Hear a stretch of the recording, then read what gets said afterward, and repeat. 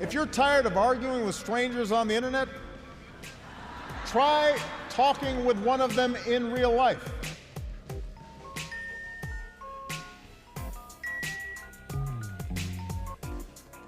Welcome to Back in America, the podcast.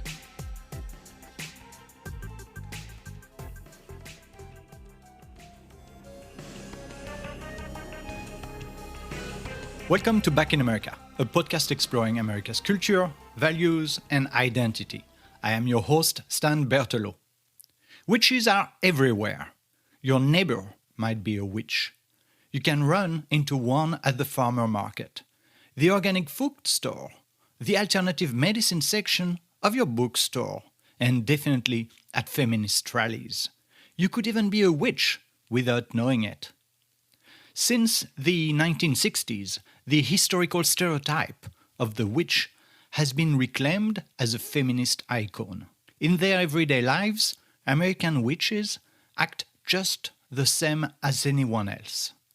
While it is forbidden for outsiders to enter certain covens, many sell protection spells on Etsy for $15 a pop. They post pictures of Midnight Sabbath on Instagram and live stream tarot readings on YouTube. Behind the folklore and the spells, the modern American witch is taking a stand against the patriarchy.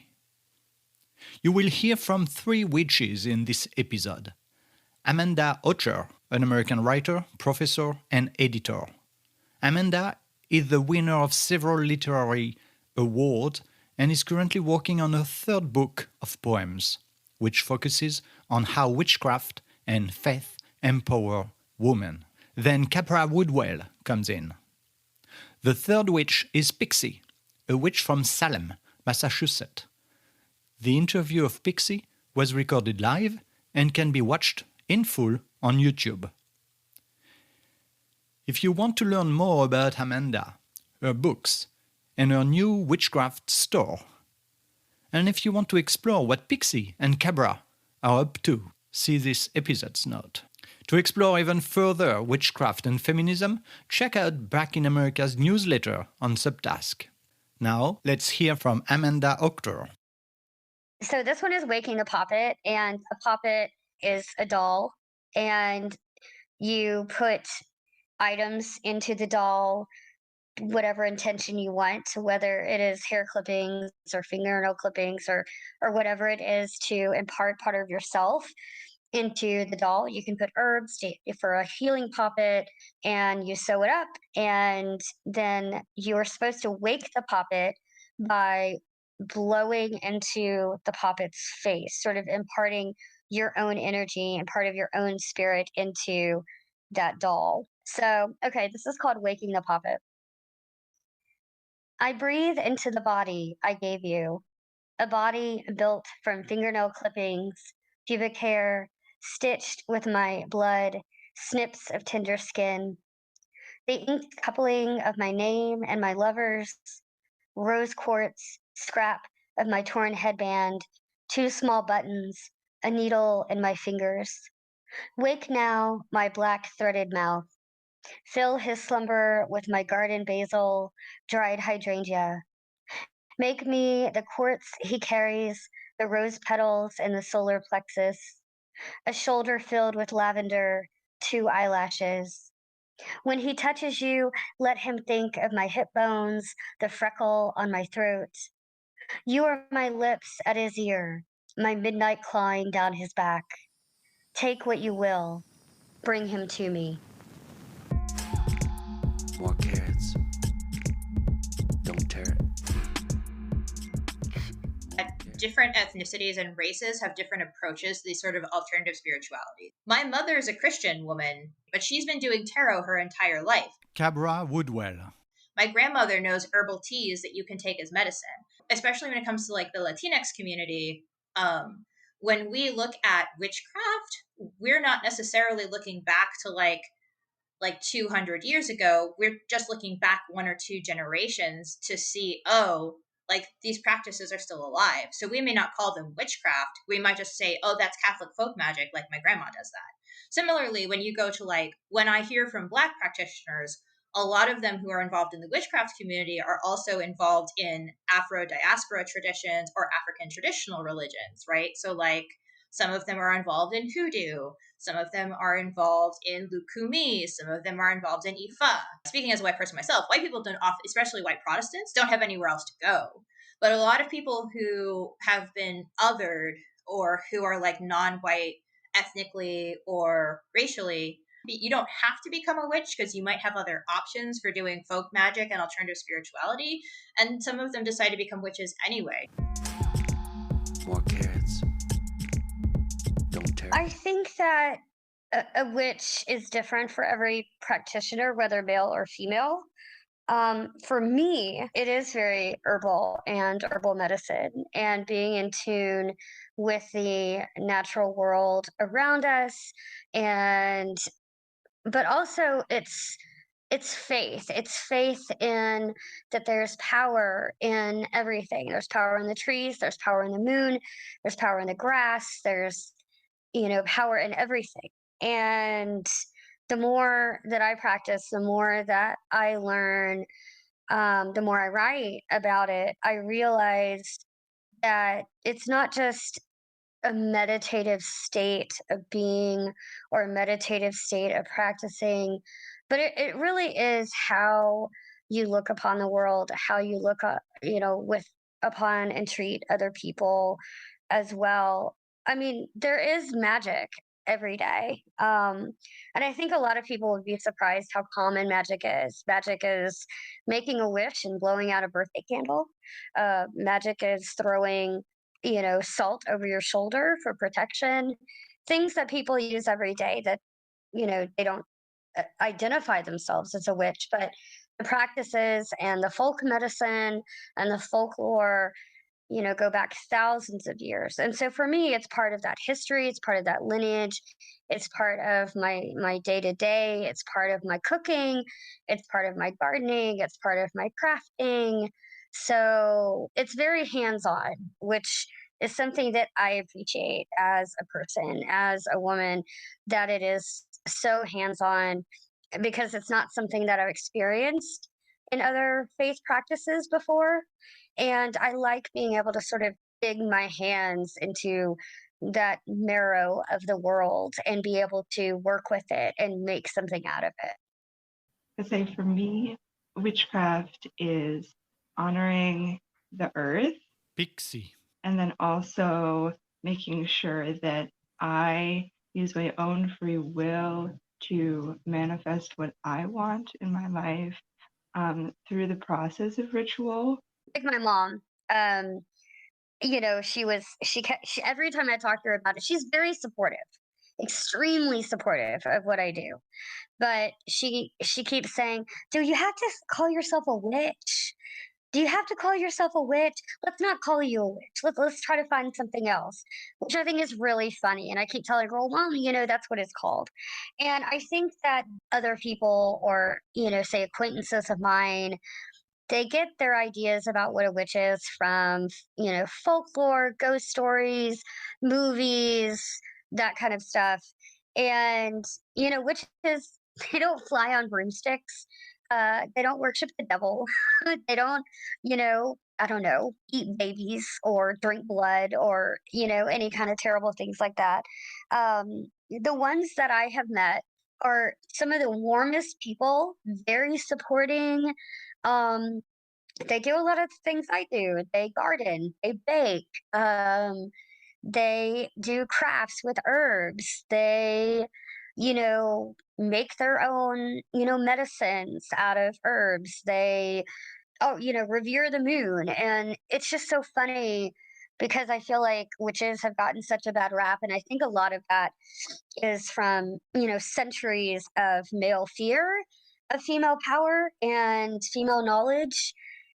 Witchcraft has always been inherently a feminist act. Witchcraft has evolved as such to fit our feminist ideals. There is a vein of witchcraft going through New York that welcomes trans people, non-binary people, and queer people. I'm finding that young witches on TikTok, they do not want to associate with Wicca whatsoever, and they're more empowered with esoteric witchcraft because of how gender fluid they feel as a generation. When a baby would die, they would say that the midwife did it, that she's a witch. If somebody's cow, their milk turned or something, they would find a reason and point out the old lady who lived next door. Oh, she's a witch. But when, people don't have the power to do those things. They don't have power to wish a child dead. They don't have the power to turn milk sour or anything. It's just, you can't do that. You cannot go against the laws of nature, gravity, anything like that. So I think that people who don't know, don't understand, or even they want to understand, they're still very influenced by popular culture and centuries of myth and folklore. If anyone wants the really dry academic version of this with like the full explanation and all of the references, I would just go read Caliban and the Witch by Sylvia Federici. But for the short version, the way that witchcraft and gender interact is the word witch itself and our modern understanding of it comes from these phenomenon called the witch crazes that happened in early modern Europe, where they were every once in a while there'd be a small outbreak of like mass murder of lower class citizenry of mostly female, mostly women, though not always persons. And so these people were murdered for a lot of different reasons. They could have been widows that turned into scapegoats for like the local famine. They could have been noble women who angered the wrong noble or threatened the wrong noble and had to be disposed of. They could also have been just like anyone who had a spiritual practice and became an easy scapegoat for some other problem that was going on in the community. But the majority of these people were women, and the majority of the things that they were accused of had to do with women's spirituality and with just like women's daily living, right? So one of the big things that witches get accused of a lot in like the early modern period is like making all the crops dry up, making the cows stop giving milk, bewitching men into doing things that they really should not be doing, that sort of thing. And when we look back on this mythologized idea of the witch that was put onto these people who may or may not have been practitioners of magic themselves, it becomes really easy, especially in modern America, for women to identify with that, who are trying to like create their own new way of expressing that womanhood. And I think more broadly for non-binary people and men, there's still that sense of like identification with being the weirdo in town who's the first up against the wall when the local politician has to blame someone for their problems. I find that a lot of people turn to methods like that when they feel like they need an answer to something or they want something to happen and they're too far away for something to happen. When I was working, all of the orange satin bags were sold out of Salem because everyone was buying orange satin bags to do charms of protection against Donald Trump. And they picked orange because he's orange.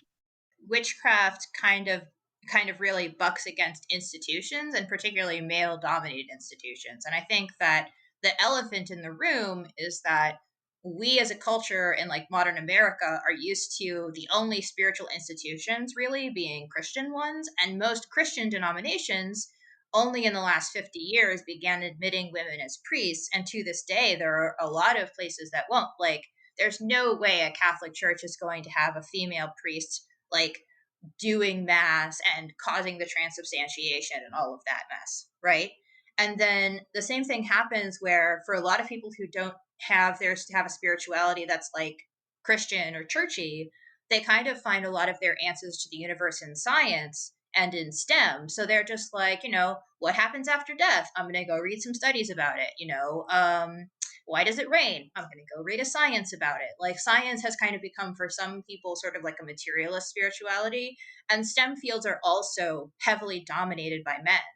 And then the other place that we go for spiritual for spiritual contact is to doctors, right? Like going and seeing a doctor is a very spiritual experience, and we've stripped a lot of the spirituality out of it for various reasons.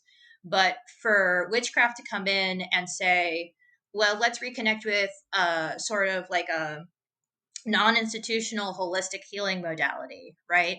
Let's become the authorities of our own individual spirituality. Let's do for ourselves. Says not only do we not need institutions to care for us spiritually, it also says that we as women, right, or non-binary people or men don't need men specifically to do these. We don't need a male doctor. We don't need a male scientist. We don't need a male priest. Witchcraft is like another very feminine way of turning against these and saying, you know, my spiritual health is something that I can take accountability for and that I can control. And so I'm going to do that. You have to think like a young person and go to all of the forums and go to TikTok and look up witch talk, or go to Facebook and look up different witch groups. There are websites that have like a whole anthology of groups, covens with their like practice listed. That's available to you on the internet. My witchcraft journey actually started when I hit puberty around age 13. More carrots. I remember very clearly that every morning I would sit on the bus on the way to school. It was early morning. It was cold. I would put my headphones on and listen to things on my CD player, because we still had CD players back then. And I would close my eyes and I would purposely try to focus on my music so hard that I didn't have to be aware of the other kids on the bus around me, because they were all being miserable jerks. And apparently, if you do that enough times, you can accidentally induce a trance state. So I was 13 years old. I have no idea what a trance state is. And I'm suddenly experiencing these like edge of consciousness, like edge of reality experiences where things are like I'm having these visions and I'm having these images come to me. And I'm like, I'm not imagining these things. They're imagining themselves. So immediately, right, having been raised in a society that stigmatizes all of this very deeply, I'm jumping to, in my anxiety brain, oh, I must be developing schizophrenia. I'm going to lose my mind, and then no one's going to be able to talk to me. Fortunately, like that didn't turn out to be the case. Like people with schizophrenia can lead lives that are still fulfilling, and trance states are not hallucinatory states. That's not the same thing. But that's what really started me looking into like, what is an altered state? What is symbolism?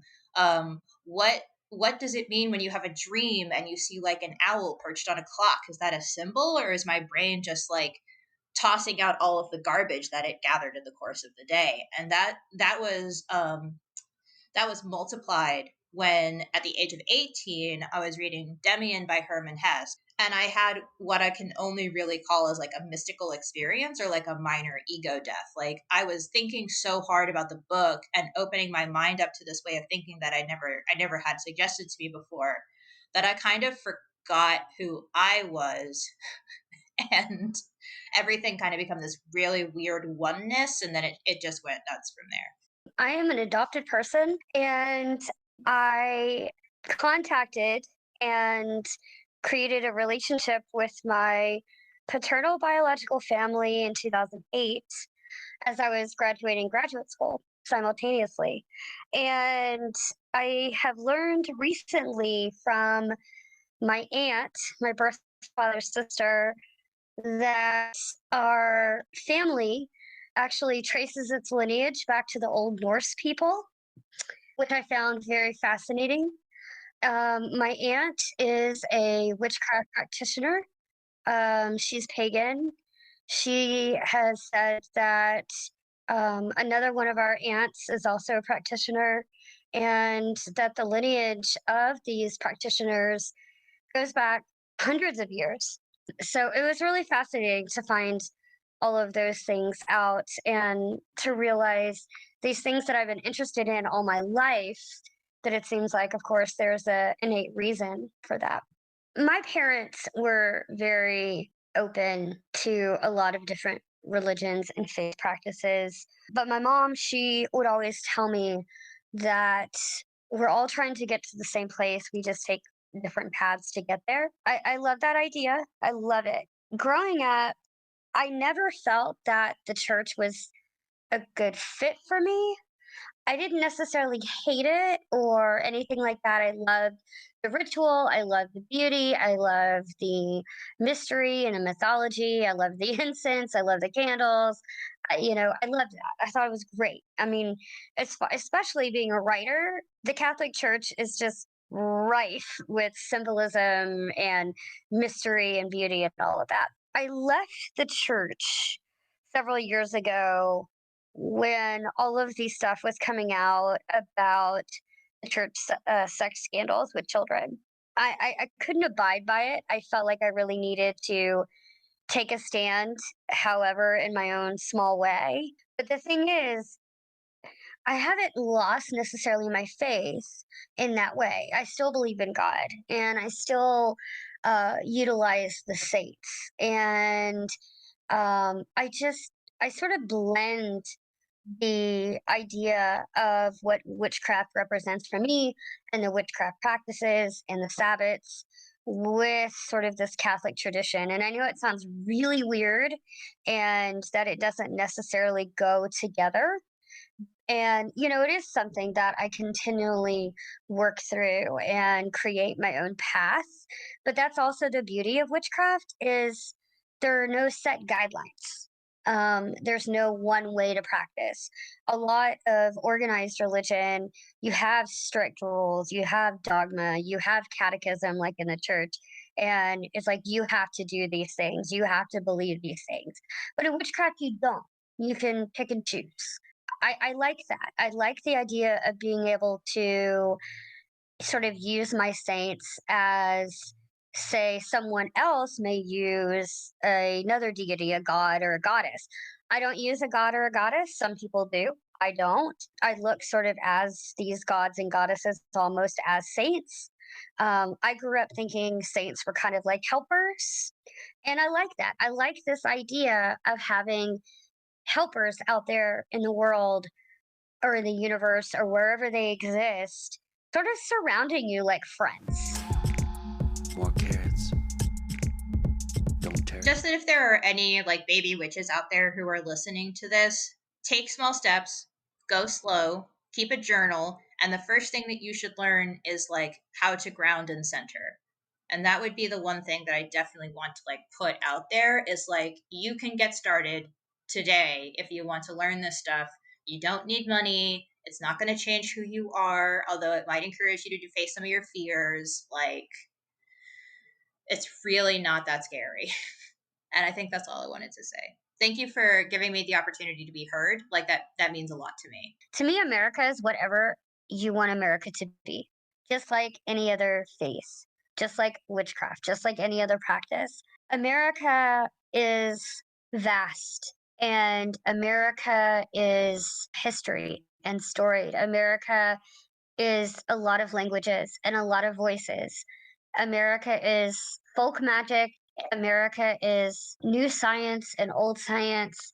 America is so many things that it's sort of a beautiful system that when you bring the best intention to it, it can be a place that's amazing and magical. When you bring a bad intention to it, it can be devastating and ugly. So America is really anything that you want it to be. You just have to decide, what intention do I want to put out there today? Thank you. I appreciate it. It was great. More carrots. Don't tear it. More carrots. Where's Garrett? Vegetables.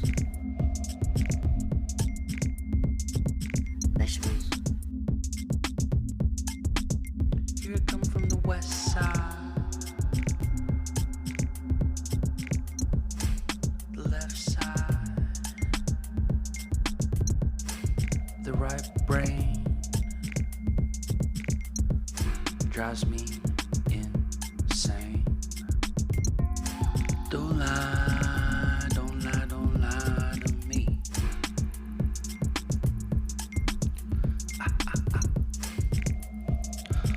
fry, don't fry, don't fry.